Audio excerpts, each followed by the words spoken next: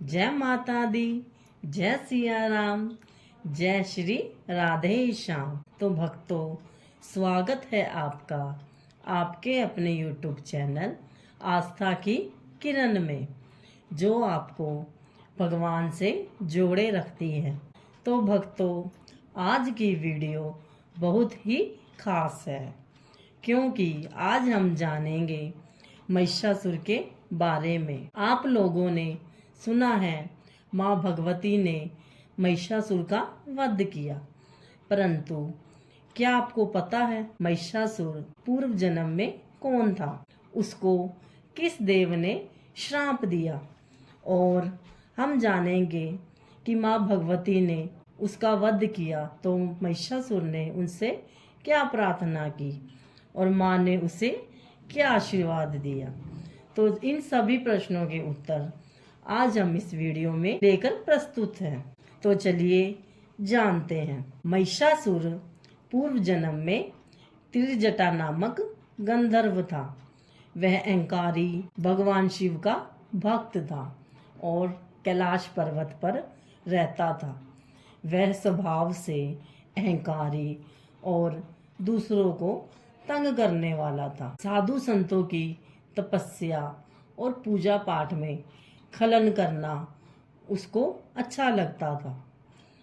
एक दिन इसी कारणवश भगवान शिव ने उसको श्राप दिया और कहा, हे मूढ़, तू अपने अगले जन्म में राक्षस रूप में जन्म लेगा और अपने पापों के ही कारण अपने पापों के ही कारण माँ भगवती के हाथों मारा जाएगा। आपके ही कारण त्रिजटा का जन्म दानवराज रंभासुर और जलकन्या के यहाँ हुआ। वह महिष यानी भैंस से महिषासुर बना। उसने ब्रह्मा जी की कठोर तपस्या की। तब ब्रह्मा जी ने प्रसन्न होकर उसको आशीर्वाद दिया और कहा कि अपना वर मांगो। तब महिषासुर ने कहा, हे ब्रह्मदेव, आप मुझे अमर होने का वरदान दे। तब ब्रह्मा जी ने उससे कहा कि हे पुत्र, यह संभव नहीं है। तब ब्रह्मा जी ने कहा, यह संभव नहीं है। जो इस दुनिया में आया है वह जाएगा भी। तुम कोई और वर मांगो। तब महिषासुर ने सोचा और फिर वह बोला, हे ब्रह्मदेव, आप मुझे यह वरदान दीजिए कि मुझे कोई देव, दानव, राक्षस, गंधर्व, किन्नर, पशु, पक्षी ना मार सके। तब ब्रह्मा जी ने उसे यह वर दिया और अंतर्ध्यान हो गए। महिषासुर ने अपने आप को अमर मान लिया, क्योंकि उसने सोचा जब मुझे कोई मार ही नहीं सकेगा तो मेरा अंत। परंतु वह वरदान मांगते एक बात भूल गया कि उसने नारी का नाम नहीं लिया था। यहाँ पर श्राप फलित हो गया। महिषासुर का अहंकार और अत्याचार बढ़ने लगा। उसने पृथ्वी लोक, पाताल लोक और स्वर्ग लोक पर अपना आधिपत्य जमा लिया और सभी देवताओं को स्वर्ग लोक से निकाल दिया। तब सभी देवताओं ने त्रिदेव के पास जाना उचित समझा और उनसे प्रार्थना की, हे त्रिदेव, त्राही माम, आप हमारी रक्षा कीजिए और हमें महिषासुर नामक राक्षस से बचाएं। तब त्रिदेव ने यह प्रार्थना सुनी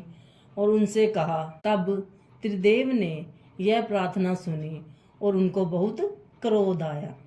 उनकी क्रोध अग्नि से तब एक दिव्य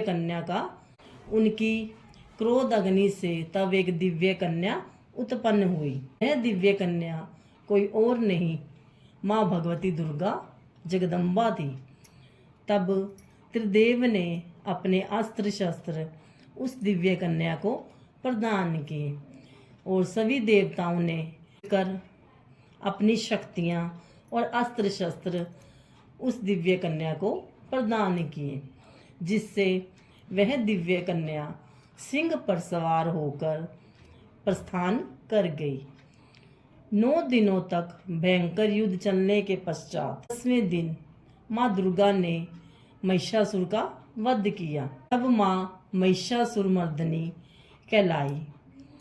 10वें दिन विजय प्राप्त करने के कारण ही विजयदशमी का त्योहार मनाया जाता है।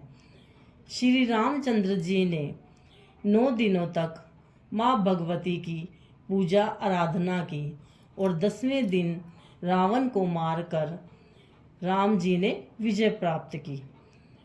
तब यह त्योहार भी विजयदशमी कहलाया। हम जानेंगे महिषासुर ने माता रानी से क्या प्रार्थना की और माता रानी ने उसे क्या आशीर्वाद दिया। तो चलिए जानते हैं। महिषासुर ने अपने अंत समय को देखते हुए कहा, हे माँ, यह भूल गया था कि नारी कोई दुबला नहीं है, वह परम शक्ति है। नारी में तो ब्रह्मांड समाया है। मैंने नारी को दुर्लभ और हीन समझा, उसे कमजोर समझा, परंतु देखो आज उस नारी ने ही मेरा वध कर दिया। हे माँ, मैं आपसे प्रार्थना करता हूँ, आप मुझे क्षमा कीजिए और मुझे आशीर्वाद दीजिए कि जब जब आपका नाम, आपका पूजन होगा, तब तब मेरी यह प्रसंग, मेरी कथा भी सुनाई जाए, जिससे लोगों को यह शिक्षा मिले कि नारी का अपमान ना करे, उसका सत्कार करे। और नारी कोई कमजोर नहीं है। नारी अगर गोरी है, दुर्गा काली भी है। और नारी का सम्मान होना चाहिए। नारी को कमजोर मत समझना चाहिए। नारी माँ है। लोगों को यह शिक्षा मिलनी चाहिए कि अधर्म पर धर्म की, बुराई पर अच्छाई की और झूठ पर सच की विजय हमेशा होकर रहती है। तब माँ ने प्रसन्न होकर उसे आशीर्वाद दिया कि जब जब मेरा नाम ले आएगा, तब तब तुम्हारी यह कथा प्रसंग सुनाया जाएगा और लोगों को यह संदेश जाएगा कि नारी को कमजोर ना समझे। नारी संपूर्ण जगत की निर्माता है। नारी ही है जो एक नई जिंदगी को जन्म देती है।